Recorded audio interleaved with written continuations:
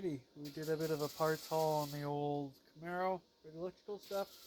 We got a couple fuse panels, one for switch 12 volts and then one for constant 12 volts. In the picture I thought this was a battery shutoff or fuse panel shutoff, but it's just a little cover, but it's kind of nice.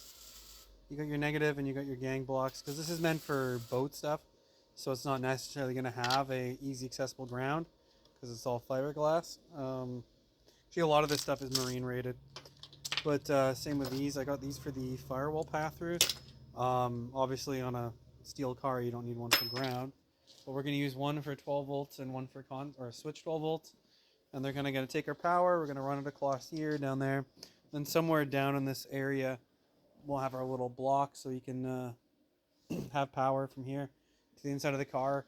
A bit nicer than just drilling a hole, having some wires go through with a grommet.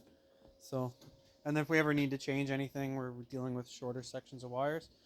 Other thing is we got our Peterbilt wiper stock here. Comes off with a very basic harness where we have our power ground. One goes out for our wiper or our washer fluid, and then we have fast, slow, return to center. So it's all easy to get the pin out, and it's all actually here. I mean, here's our 4 wires for our wiper motor, and then they come up to here because they would go with normally this tiny wiring that was on the stock that I want to get rid of. So we have our return to center. Yeah, didn't get as much done this weekend as I was just completely fucking wiped from work.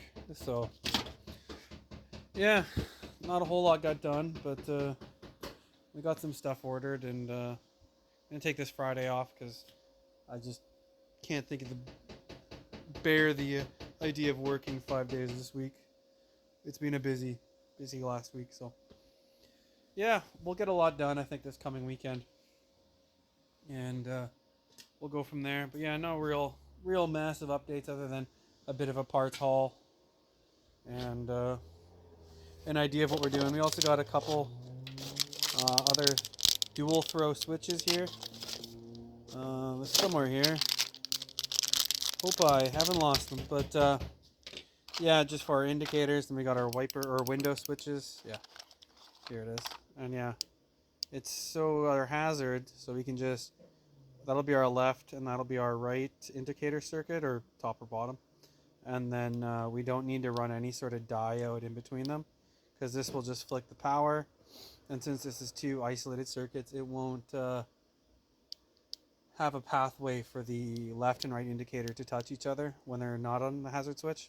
So the only other way I could kind of figure that out is if we started getting relays, or we started to get some diodes in the wiring, and that's too much for just a hazard switch. So it's not atrocious, it's not pretty either, but it can go anywhere, somewhere on the dash, probably close to where the wiper is. You know, not something easy to touch, but nothing hard to get to. May even just go up in there or up in there, wherever. I mean, it doesn't really matter too much. We could even utilize this hole here. We might even just do that. And then, yeah, just have your hazards, you know. It's a shame I won't be able to kind of reuse any of these stuff, but oh well. We'll do that, and yeah, we'll carry on recklessly. But yeah, not much to show this week. So I'll smell you later.